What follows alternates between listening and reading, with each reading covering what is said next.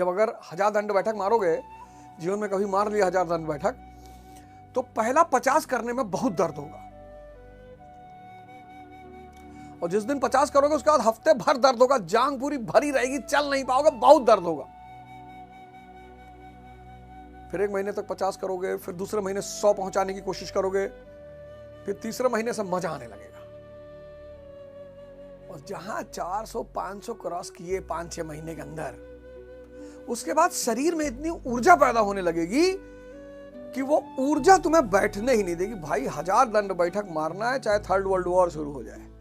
मेहनत और संघर्ष का सबसे बुरा पहलू यही है कि वो शुरुआत में कष्ट देते हैं, एक बार आपको उनका मजा आने लगा,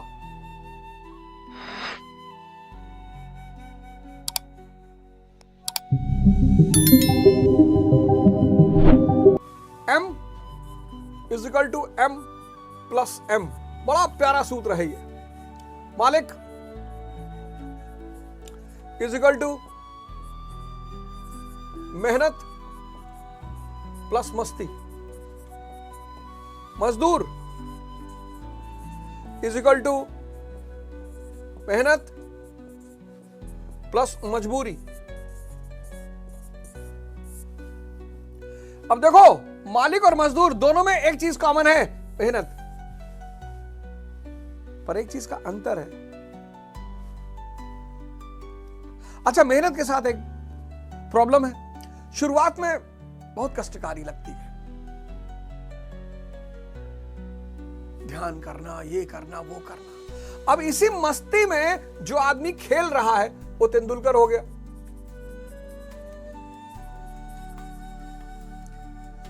इसी मस्ती में जो आदमी राजनीति कर रहा है मोदी हो गया। कुछ भी कहे हमें क्या फर्क पड़ता है, मस्ती सवार है। इसी मस्ती में जो आदमी पढ़ रहा है वो कलाम हो गया।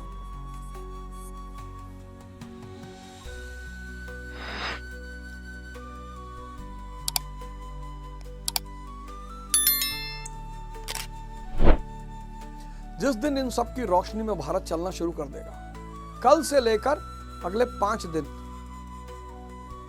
वर्ण व्यवस्था, जाति व्यवस्था, जातिवाद अलग अलग है,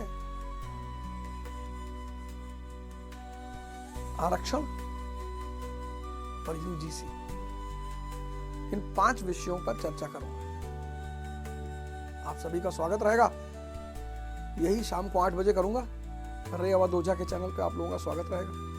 आइए बैठिए, कहीं कोई त्रुटि हो तो बताइए, और किसी के आईटी सेल से अगर बैठे हैं तो कोई बात नहीं,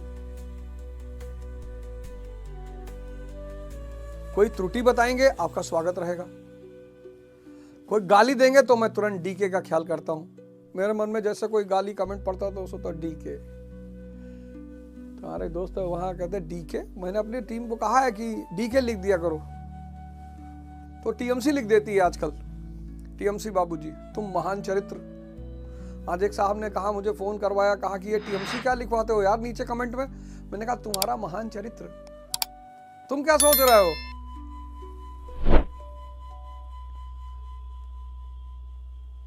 तुम्हारा इतना महान चरित्र है, तुम तो बोलोगे ही उल्टा सीधा। महान चरित्र वाले कुछ भी बोल देते हैं।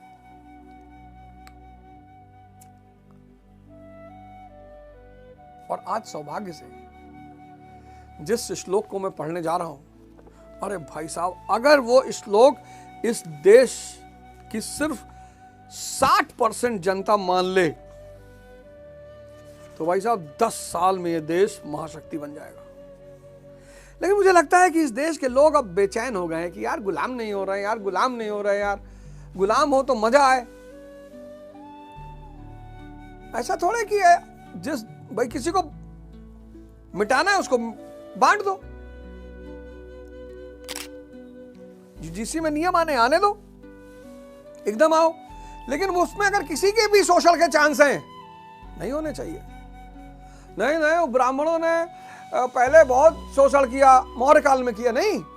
हमारे एक नेता हैं, दलित नेता, वो कहते हैं हम तो सम्राट अशोक के वंशज हैं। अच्छी बात है, तो बड़ा स्वागत है आपका, आप सम्राट अशोक के वंशज हैं, आपका स्वागत है। और मौर्यों का इतना लंबा काल रहा, चंद्रगुप्त मौर्य, बिंदुसार, अशोक, 26 साल अशोक ने अकेले शासन किया, और आप कहते हो हम उनके वंशज हैं।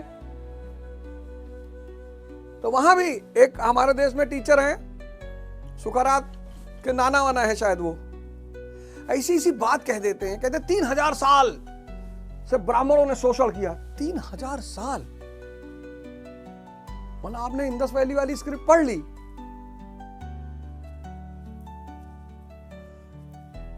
हाँ और क्या भाई, इंडस वैली वाली स्क्रिप्ट पढ़ ली होगी तो उनको बाहर निकालना चाहिए ना उस स्क्रिप्ट को।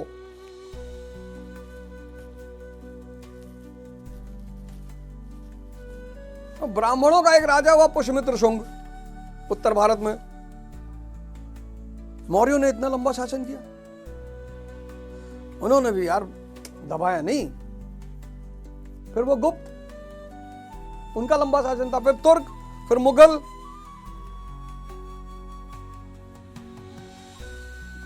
कुरीतियां रही हैं, इस बात से इनकार नहीं किया जा सकता। कुरीतियां रही, समाज में समस्याएं रही, चुनौतियां रही।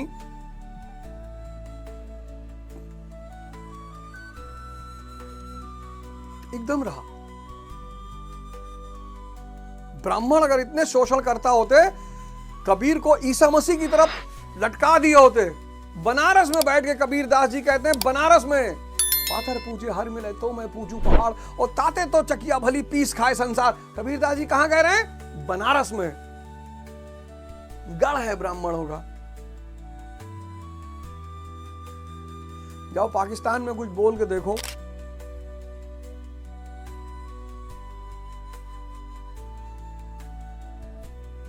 अफगानिस्तान में जाके कुछ बोल के देखो, Syria, Iraq, Iran, Saudi Arabia.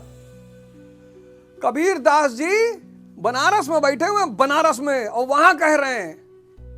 तो यज्ञ, अगर आप चाहते हैं कि आपका जीवन स्वर्णमय हो जाए तो यज्ञ शुरुआत करिए। यज्ञ क्या करेगा? दैवीय संपदा को बढ़ा देगा।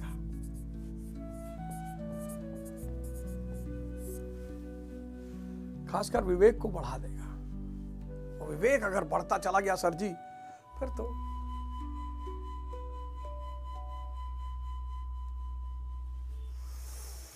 तो क्या है श्लोक 13वां? चातुर्वर्ण्यम मैं सृष्टम गुण कर्म विभागशः तस्य कर्तारम अपि मां विद्व कर्तारम भयम। भगवान कृष्ण कह रहे हैं कि ये चतुर्वर्ण को मैंने बनाया है। और बहुत सारे यादव जी लोग सोशल मीडिया पे कह रहे हैं कि ब्राह्मणों ने बनाया है। लो,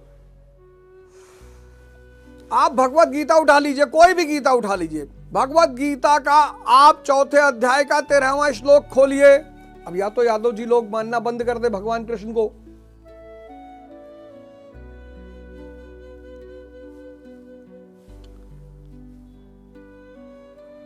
या तो यादव जी लोग मानना बंद कर दें।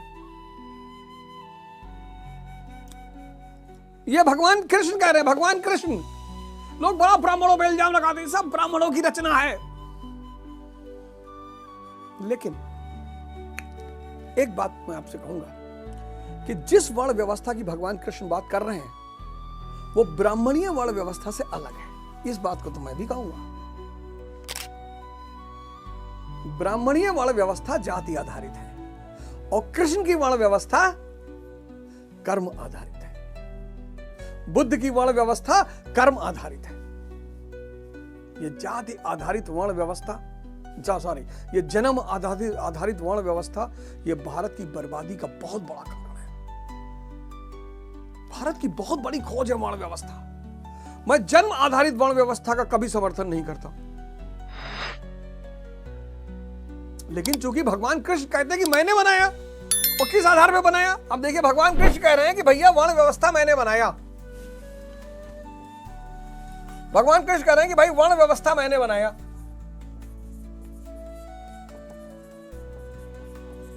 ये भगवान कृष्ण कह रहे हैं गीता में 13वें श्लोक 4था अध्याय में। किस आधार पे? कर्म के आधार पे। और कर्म मतलब आराधना। पिछले श्लोक में 12वें श्लोक में मैं आपको बता चुका हूं। अर्जुन चातुर्वर्ण्यम मैं सृष्टम। अर्जुन, ये जो 4 वर्ण हैं ये मैंने बनाए हैं, चारों वर्ण की रचना मैंने की है। तो क्या मनुष्यों को 4 भागों में बांट दिया? श्री कृष्ण कहते नहीं, गुण कर्म विभागशः, गुणों के माध्यम से कर्म को 4 भागों में बांटा गया है। ये डायग्राम बनाने जा रहा हूं, 4-5 लाख करोड़ का है, कभी मौका मिले तो दे दीजिएगा।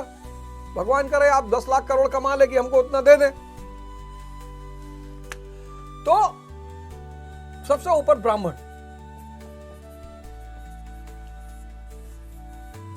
दूसरा क्षत्रिय, तीसरा वैश्य,